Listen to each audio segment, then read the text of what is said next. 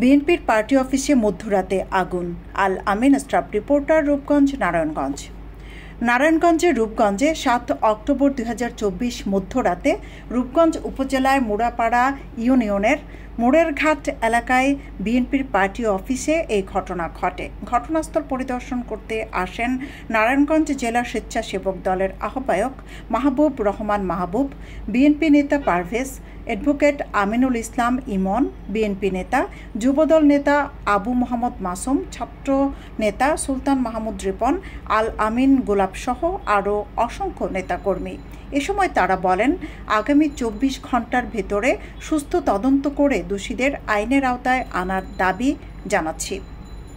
সৈয়দা আখি হক, DPC, Bangla TV. এখানে তল্লাশি করা হয়েছে, আমরা সেটা জানতে চাই। যারা এই অফিসে তল্লাশি করিয়েছে, আমার বিশ্বাস সে যে দলেরই হোক, তারা এই কাজটা করেছে।